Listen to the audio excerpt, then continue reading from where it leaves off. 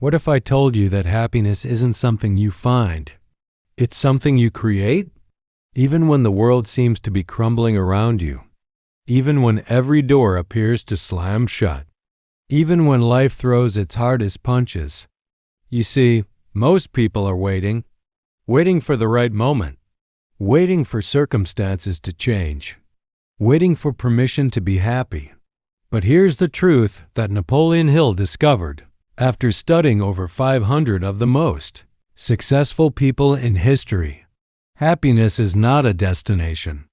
It's a decision, a daily discipline, a muscle you must exercise, especially when life gets heavy.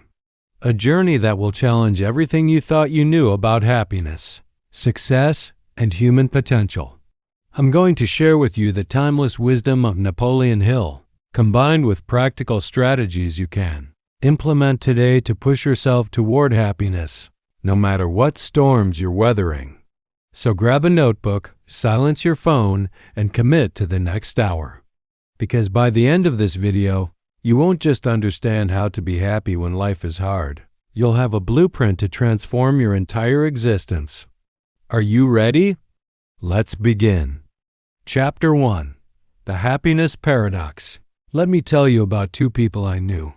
Same city, same economic background. Both faced devastating setbacks in the same year. One lost his job. The other lost his job and went through a divorce. Here's where it gets interesting.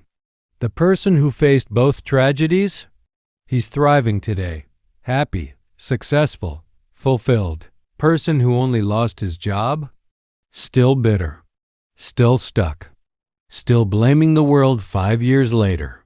What made the difference? Napoleon Hill spent 20 years researching this exact question. His findings, published in Think and Grow Rich and other works, revealed something revolutionary. Your outer world is a reflection of your inner world. Not sometimes, always. Modern neuroscience has now confirmed what Hill knew a century ago. Your brain doesn't distinguish between what's real and what you consistently imagine. When you think negative thoughts repeatedly, your brain literally rewires itself to find more negativity. It's called the negativity bias, and it's been our survival mechanism for thousands of years. But here's the paradox. What kept our ancestors alive is now keeping us miserable. That same brain mechanism that scanned for predators now scans for problems, criticism, and potential failures. You're not broken. You're just running outdated software. Think about your last difficult day. What percentage of your thoughts were about what wrong versus what went right? If you're like most people, probably 80% negative, 20% positive. Napoleon Hill called this drifting. Most people are drifting through life, letting circumstances control their emotional state. They're thermometers, not thermostats. They reflect the temperature of their environment instead of setting it. Those who succeed in life master their own minds. Napoleon Hill. But happiness, real happiness, requires you to become a thermostat. To set the temperature of your internal world regardless of external conditions. This doesn't mean ignoring reality. It means choosing your response to reality. Viktor Frankl, who survived Nazi concentration camps, wrote, "Between stimulus and response there is a space. In that space is our power to choose our response. In our response lies our growth and our freedom. That space? That's where happiness lives. Not in perfect circumstances, but in powerful choices." So here's your first challenge. Pause this video right now. Write down 3 things that are hard in your life currently. Go ahead. I'll wait. Chapter 2. The Definite Chief Aim. In 1908, Andrew Carnegie gave Napoleon Hill an assignment that would change the world. Study successful people and distill the principles of achievement. Hill's first discovery? Every successful person had what he called a definite chief aim. Not goals, not wishes, not hopes. A burning, obsessive purpose that gave their life direction and meaning. Here's where this connects to happiness. You cannot push yourself to be happy without knowing what you're pushing toward. Happiness without purpose is just fleeting pleasure. It's the difference between eating cotton candy and eating a nutritious meal. One gives you a quick spike and a crash. The other sustains you. A goal is a dream with a deadline, Napoleon Hill. Let me share something vulnerable with you. There was a period in my life when I had everything on paper: good job, nice apartment, relationship, but I was miserable. Know why?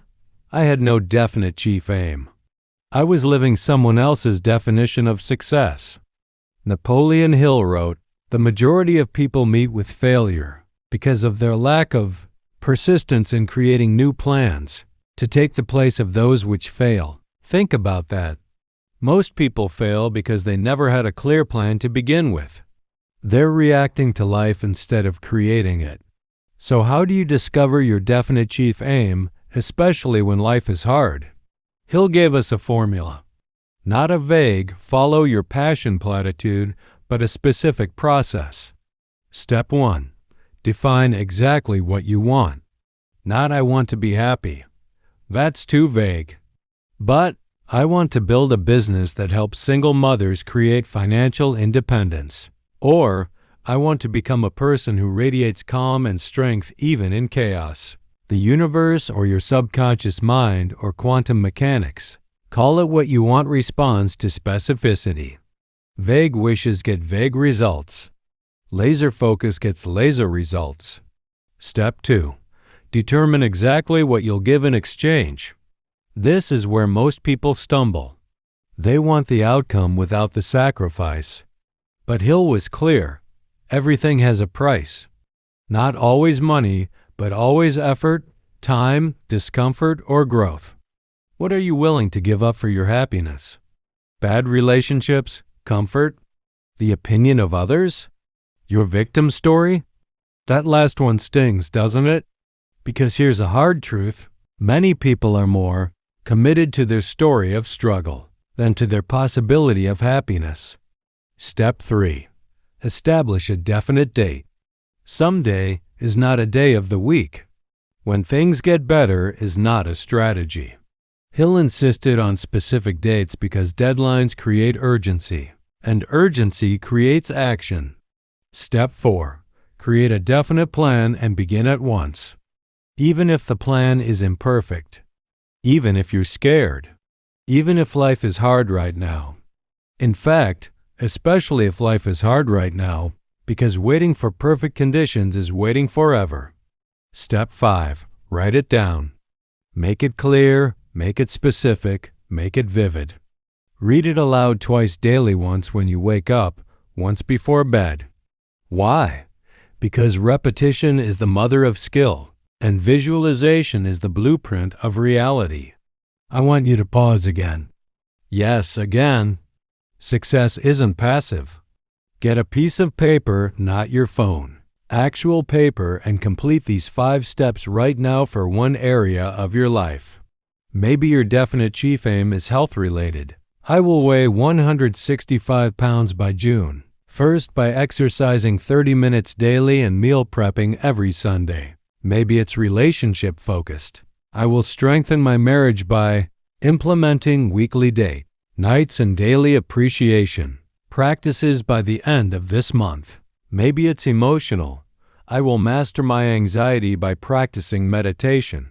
10 minutes daily and challenging negative thoughts using CBT techniques. Feeling noticeably calmer within 90 days.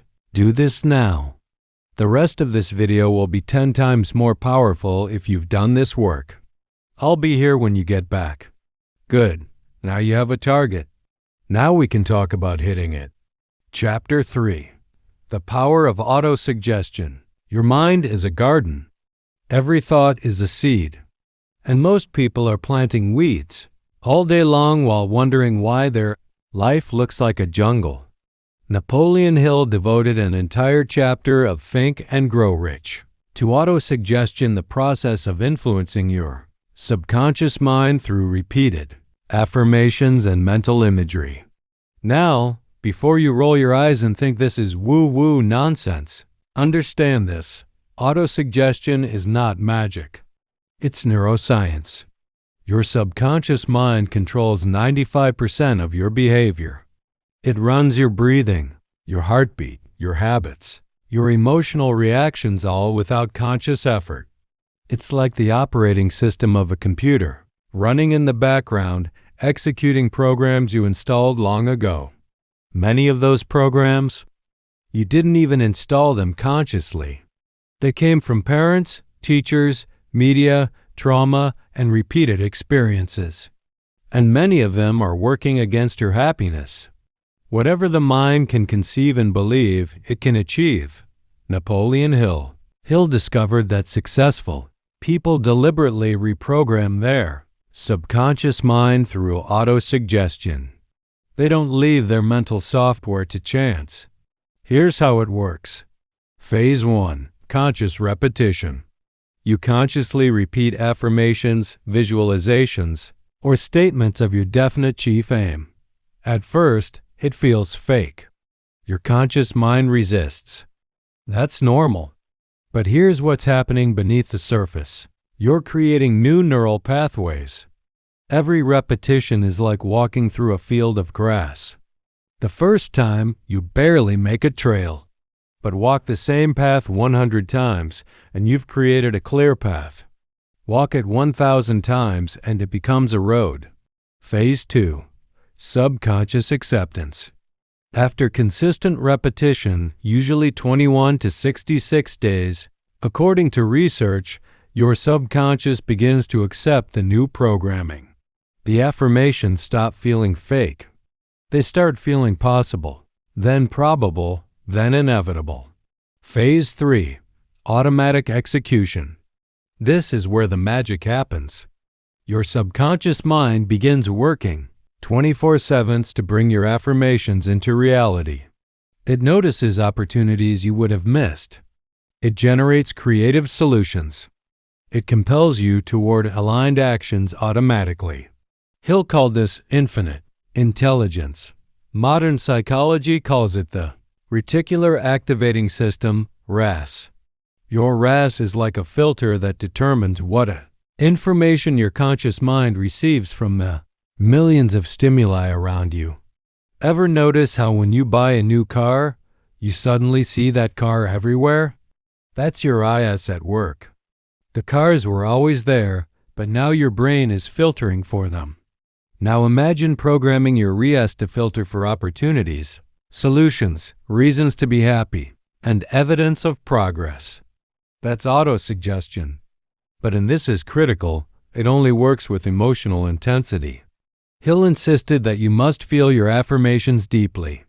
Saying, "I am happy" in a monotone voice while feeling miserable does nothing. But saying, "I am cultivating deep joy regardless of circumstances," while visualizing yourself radiating happiness, while feeling that emotion in your chest that reprograms your mind. Let me give you a practical framework. Morning, 5 to 10 minutes. Read your definite chief aim aloud with passion. Visualize yourself already living it. Use all 5 senses. Feel the emotions of having achieved it. Declare 3 affirmations related to happiness. I choose happiness regardless of circumstances. I am worthy of joy and peace. I attract solutions and opportunities. Evening, 5 to 10 minutes. Review your day for evidence of progress. Reread your definite chief aim. Visualize tomorrow going perfectly. Fall asleep with grateful thoughts. Throughout the day, use pattern interrupts whenever you notice negative thinking. Napoleon Hill recommended having a physical trigger snapping, a rubber band on your wrist, taking 3 deep breaths, or saying stop aloud. Then immediately replace the negative thought with a constructive one. Not fake positivity, everything is perfect, but empowered reframing. This is difficult, and I have the resources to handle it. Here's your assignment. For the next 7 days, practice auto-suggestion morning and night using your definite chief aim from earlier. Set 2 alarms on your phone right now, one for morning, one for evening. Title them Garden Time, because that's what you're doing. You're tending the garden of your mind. You're pulling weeds and planting flowers. And I promise you this, if you do this consistently for just 1 week, you will notice a shift. Maybe small, maybe subtle, but real. Comment below after 7 days and tell me what changed. I read every comment, and your success story might inspire thousands of others watching this. Chapter 4. Transmuting Adversity. The Chinese word for crisis is composed of 2 characters. One represents danger, the other represents opportunity. Napoleon Hill would have loved that, because Hill's most radical teaching wasn't that you should avoid adversity to be happy. It's that adversity is essential to achieving lasting happiness. Let that sink in. Every person Hill studied, Andrew Carnegie, Thomas Edison, Henry Ford, John D. Rockefeller, had faced devastating failures. Not small setbacks, life-altering disasters. Yet they all shared one trait. They transmuted adversity into advantage. When Edison's laboratory burned down, destroying years of work, he was 67 years old. He could have retired in defeat. Instead, he said to his son, "Go get your mother and all her friends. They'll never see a fire like this again." The next morning, while the ruins still smoked, he said, "There is great value in disaster. All our mistakes are burned up. Now we can start fresh again." 3 weeks later, he invented the phonograph. That's transmutation. Taking the base metal of adversity and turning it into the gold of opportunity. But how? How do you do this when you're in the middle of genuine hardship? When the pain is fresh? When happiness feels impossible? Hill gave us a framework he called the 7 Principles of Transmutation. I'm going to break them down practically, not philosophically. Principle 1. Seek the seed of equivalent benefit. Every adversity carries with it the seed of an equivalent or greater benefit. Napoleon Hill. This is Hill's most famous principle, and it's often misunderstood. He's not saying bad things are secretly good. He's saying every adversity contains the potential for benefit if you actively seek it. Lost your job? The seed might be discovering a career you actually love, or learning financial resilience, or spending more time with family, or starting that business you've been too scared to attempt. Went through a breakup? The seed might be learning self-sufficiency, discovering your worth isn't tied to another person, or opening space for a healthier relationship. The key word is seek. The seed doesn't announce itself. You have to dig for it. You have to ask, what can I learn? How can I grow? What opportunity is hidden here? Principle 2. Increase your temporary aggressiveness. When life knocks you down, your instinct might be to retreat, to play small, to lick your wounds. Hill said do the opposite. Become more aggressive in pursuing your goals, not less. This doesn't mean reckless. It means intensifying your focus and action when others would quit. When I lost everything in my 30s savings, relationship, confidence, I had 2 choices, retreat or attack. I chose attack. I worked harder, learned more, took bigger risks. Within 18 months, I had rebuilt to a level higher than before. The adversity didn't make me happy. My aggressive response to it did. Principle 3. Change your environment. Sometimes happiness is impossible because you're trying to grow in toxic soil. Bad relationships, negative people, environments that reinforce your worst habits. Hill was clear. If your environment is poisoning you, change it. Radical? Yes. Necessary? Absolutely. This might mean ending friendships that drain you, leaving jobs that crush your spirit, moving to a new city, breaking family patterns. It's not selfish. It's survival. Principle 4. Practice enforced gratitude. Enforced is the key word. When life is hard, gratitude doesn't come naturally. You have to enforce it. Make it a discipline, not a feeling. Every night, write 3 specific things you're grateful for. Not my family, that's too general. But the way my daughter laughed at breakfast, or the sunset I saw on my walk, or the fact that my body healed that cut without me doing anything. Neuroscientist Andrew Huberman's research shows that practicing gratitude for just 5 minutes daily rewires your brain's stress response within 2 weeks. It literally changes your neural chemistry. Hill knew this intuitively a century ago. Now science confirms it. Principle 5. Serve others. This is counterintuitive. When you're struggling, the instinct is to focus entirely on yourself. But Hill discovered that serving others while you're in adversity accelerates your own recovery. Why? Because service shifts your focus from what you lack to what you can give. It reminds you that you still have value, resources, and power. Even small acts count. Listening to a friend, volunteering for an hour, sharing your story to help someone else. Each act of service deposits capital in your happiness account. Principle 6. Mastermind Alliance. Hill devoted an entire chapter to this principle. Surround yourself with people who elevate you, not yes men. Not people who enable your victim mentality, but people who challenge you, support you, and hold a higher vision for you than you hold for yourself. When life is hard, isolation is your enemy. Connection is your lifeline. Find 1 to 3 people who are committed to growth and meet with them regularly. Share goals. Share struggles. Share victories. Hold each other accountable. Carnegie had his mastermind. So did Ford, Edison, and every successful person Hill studied. Who's in yours? Principle 7. Definite major purpose recommitment. When adversity strikes, recommit to your definite chief aim immediately. Don't wait until you feel better. Recommitment is what makes you feel better. Read it aloud with passion. Adjust it if needed based on new circumstances. But don't abandon it. That purpose is your anchor in the storm. Think of the hardest thing you're facing right now. Pause and really think about it. Now, using the 7 principles, write down 1 action you can take today for each. What seed of benefit will you seek? What aggressive action will you take? What environment will you change or leave?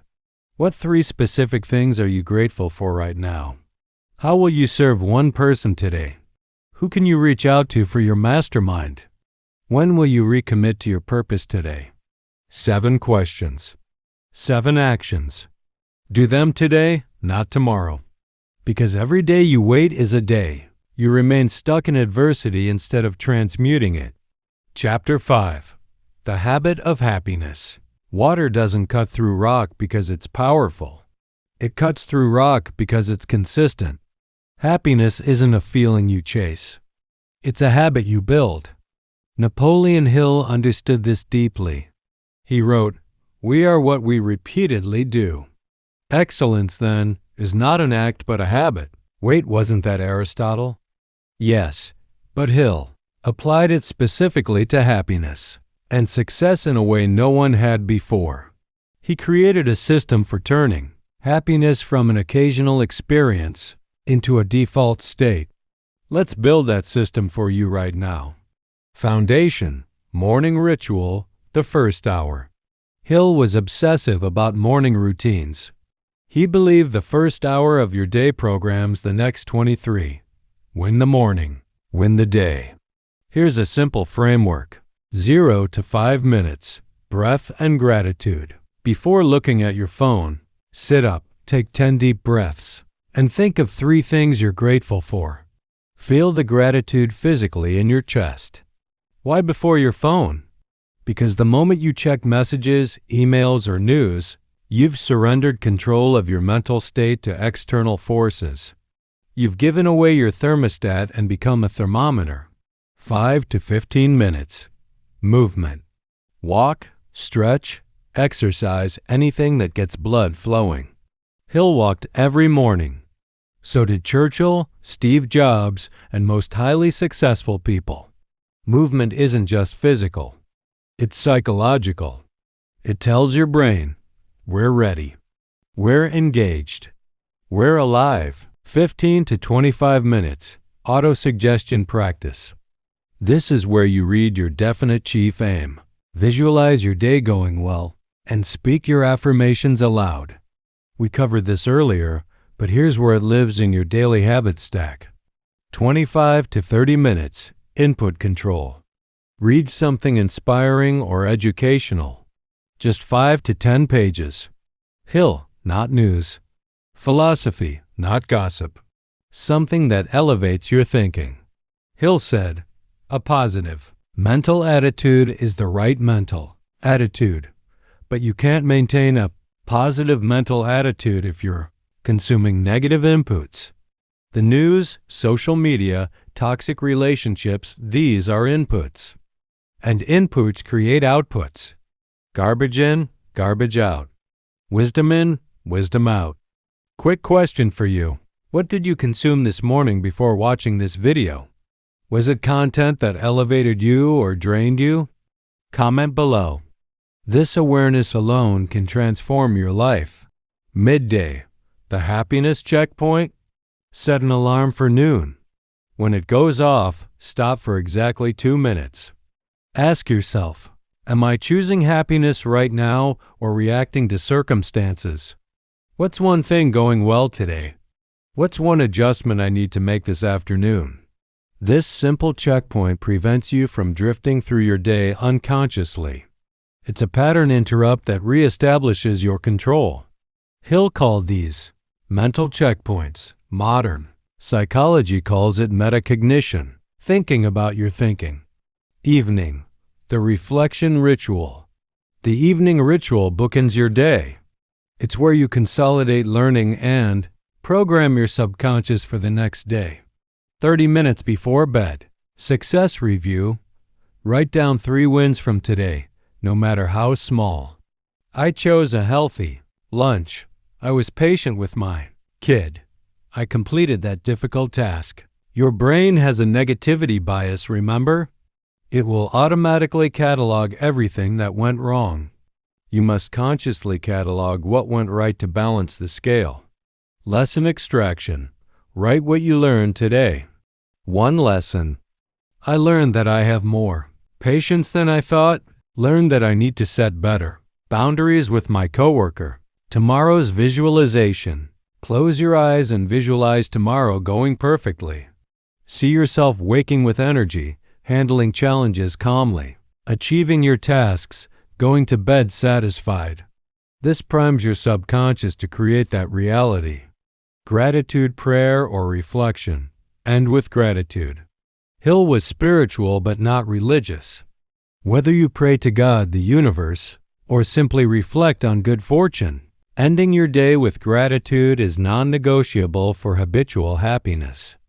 Now here's what makes this a habit instead of just a nice idea. The 2-minute rule. James Clear, author of Atomic Habits, teaches that every habit should start with a version that takes 2 minutes or less. Why? Because starting is the hardest part. Want to build the morning ritual but it feels overwhelming? Start with just the breathing and gratitude. 2 minutes. That's it. Master that for a week. Then add movement. Then add auto-suggestion. Build slowly. Hill said, patience, persistence, and perspiration make an unbeatable combination for success. The habit loop. Cue, routine, reward. Every habit has 3 parts. Cue, the trigger that starts the behavior. For your morning ritual, the cue is waking up. Routine, the behavior itself. The breathing, movement, auto-suggestion. Reward, the payoff that reinforces the habit. The feeling of clarity, energy, and control you have after completing the ritual. The key is making the cue obvious, the routine easy, initially, and the reward immediate and satisfying.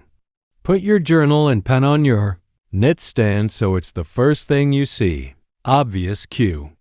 Start with just 2 minutes, easy routine. Notice how much better you feel after doing it, immediate reward. Dealing with disruption. You'll miss days. You'll travel. You'll get sick. Life will happen. He'll miss days too. The key isn't perfection. It's resilience. Have a minimum viable version of each ritual. Can't do 30 minutes? Do 5. Can't write in your journal? Do a mental gratitude list while brushing your teeth. Can't exercise? Do 10 jumping jacks. The act of showing up matters more than the duration. It maintains the neural pathway. It keeps the habit alive. The compound effect. Here's the truth that will keep you going when motivation fades. Small actions compound dramatically. If you improve just 1% per day, in 1 year you'll be 37 times better. That's not hype.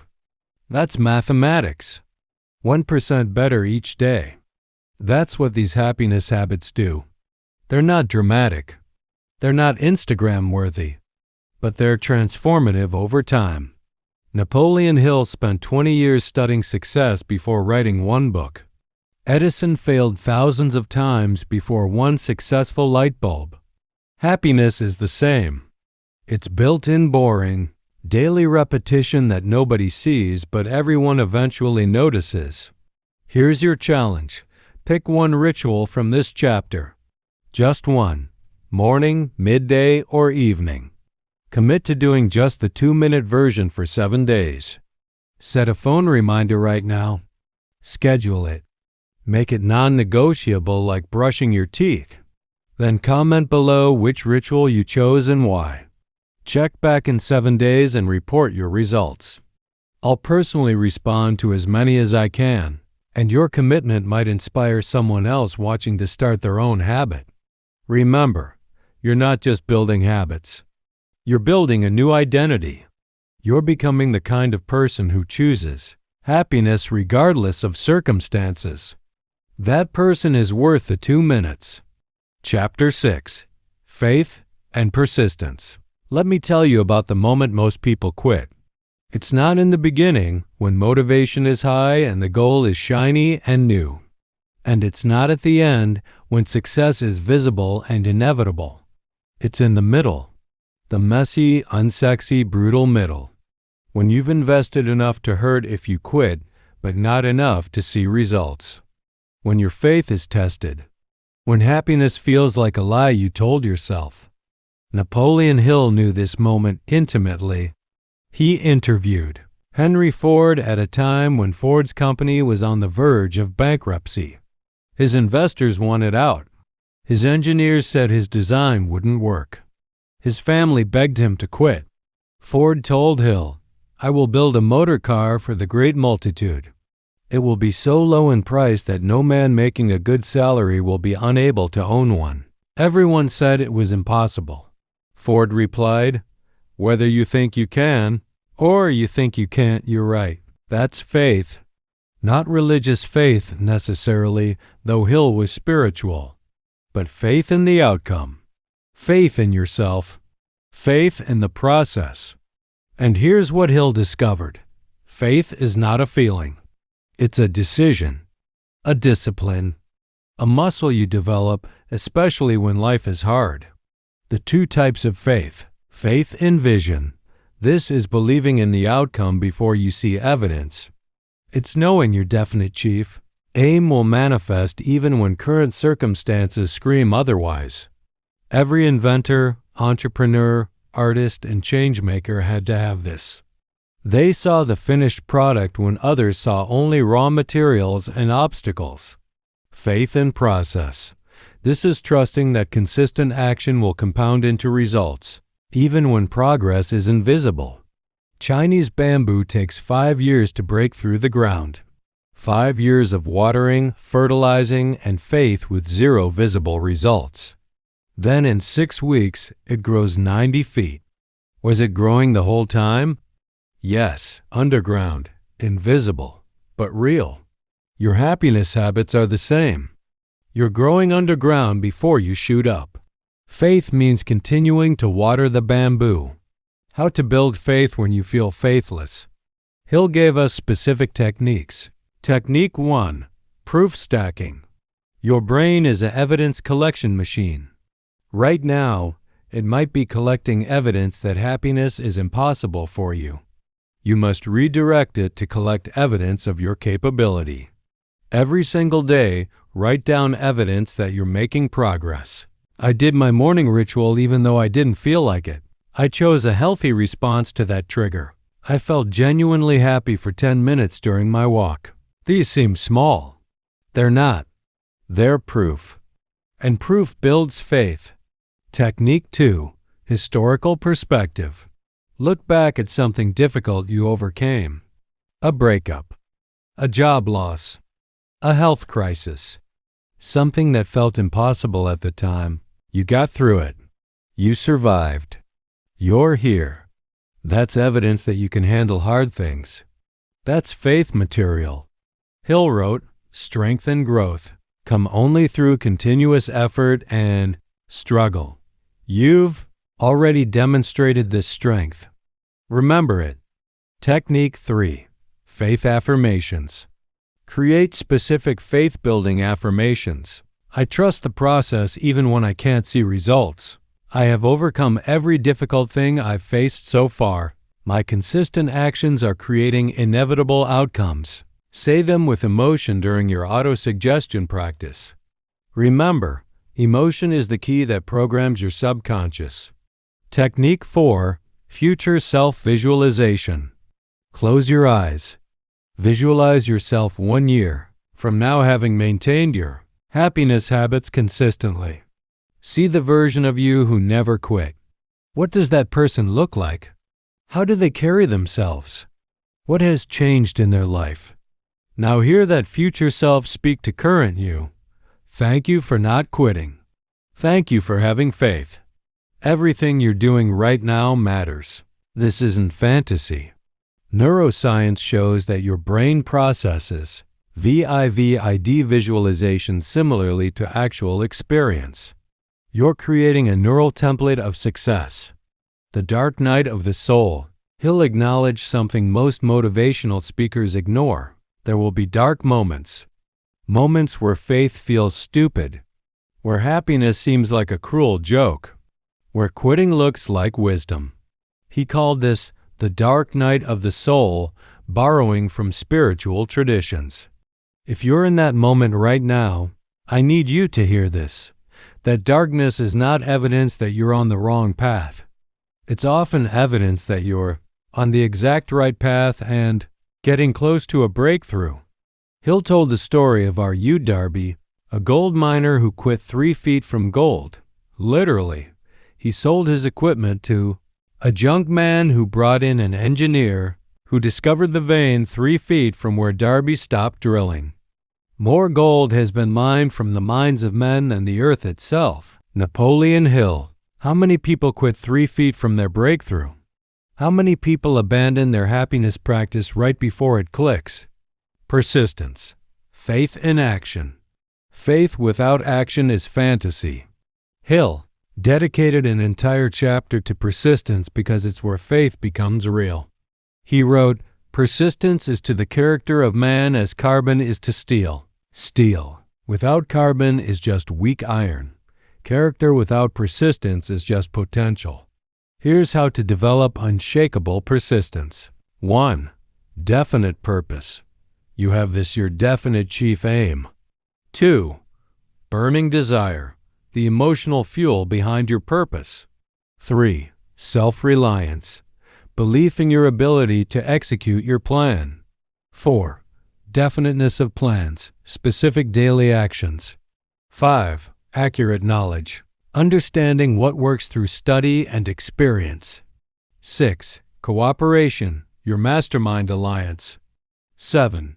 Willpower, the focused application of all the above. 8. Habit, making persistence automatic through ritual. Notice that willpower is 7th, not 1st. Most people try to use willpower alone to persist. It doesn't work. Willpower is the cherry on top of the sundae, not the Sunday itself. You build persistence by building the foundation, clear purpose, burning desire, supportive relationships, and automatic habits. The Persistence Pledge. Hill recommended writing and signing a persistence pledge. I'm going to give you one now. If you're serious about pushing yourself to be happy even when life is hard, write this down and sign it. I, your name, commit to persist in my happiness practices regardless of circumstances. I acknowledge that some days will be hard. I will show up anyway.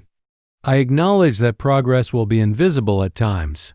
I will trust the process anyway. I acknowledge that my faith will be tested. I will choose faith anyway. I will not quit 3 feet from gold. I will become the person who does hard things consistently. I will be happy, not because life is easy, but because I am strong. Signed, date, ****. If you wrote that and signed it, you just made a commitment to yourself that 95% of people watching this video won't make.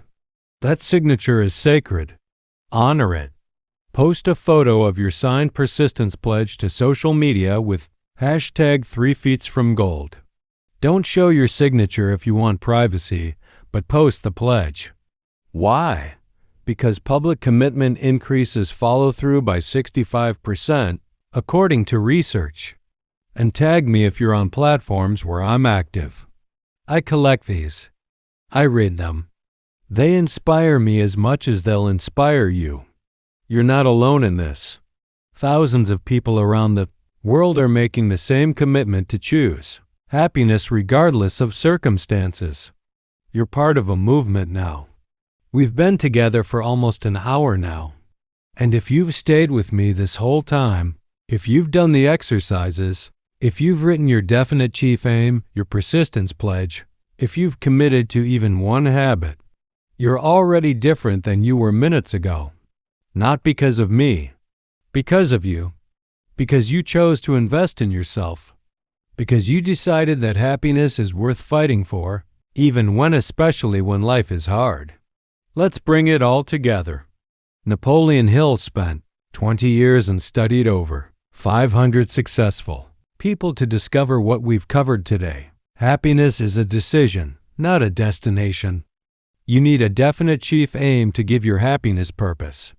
Autosuggestion reprograms your subconscious mind for success.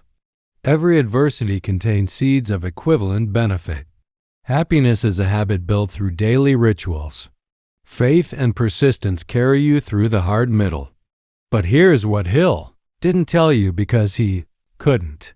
He didn't have neuroscience. He didn't have longitudinal studies. He didn't have MRI machines showing brain changes. We now know that every single technique we've covered today creates measurable changes in your brain. Neuroplasticity is real. You can rewire your neural pathways.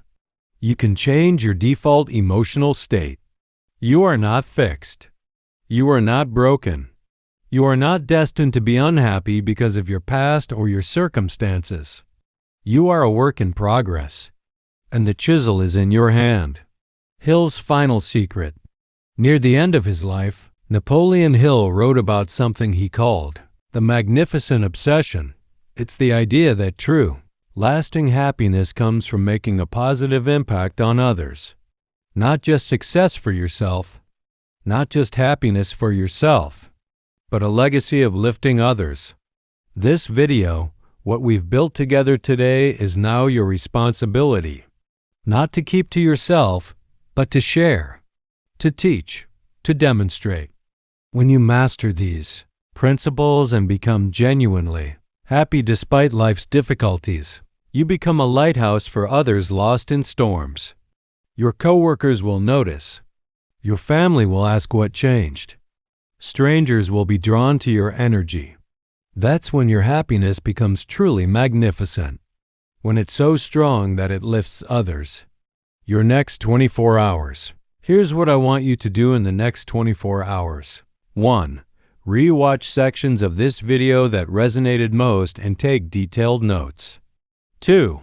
Complete your definite chief aim if you haven't already. 3. Do your first morning ritual tomorrow even if it's just 2 minutes. 4. Share one thing you learned from this video with someone you care about. 5. Comment below telling me which principle you're committing to. Implement first. And if this video helped you, do 3 things. 1. Subscribe and hit the notification bell so you don't miss future content that will support your journey. 2. Like this video to help the algorithm share it with others who need this message. 3. Share it with someone who's struggling right now. Maybe a friend going through a hard time. Maybe a family member who's lost hope. Maybe a colleague who seems defeated. Your share might be the thing that saves someone's life. I'm not being dramatic. I've received messages from people who said videos like this pulled them back from the edge. The promise. I can't promise you that life will get easier if you implement these principles. Napoleon Hill never made that promise either. What I can promise is this: you will get stronger, more resilient, more purposeful, more genuinely happy. Not the fake, everything is perfect happiness, but the deep, unshakable happiness that comes from knowing you can handle whatever life throws at you. The happiness that comes from being in control of your inner world regardless of your outer circumstances. The happiness that makes you dangerous to adversity and attractive to opportunity. You've conceived it today. Over the next 90 days, you'll believe it. And once you believe it, there's no limit to what you can achieve. Final words. Thank you for spending this hour with me. Thank you for being someone who invests in growth. Thank you for deciding that your happiness matters. You matter. Your struggles matter. Your progress matters. Your happiness matters. Now go push yourself to be happy today, even though life is hard. And then do it again tomorrow. And the day after that. Until one day you realize you didn't have to push anymore. Because happiness became who you are. We become what we think about. Napoleon Hill.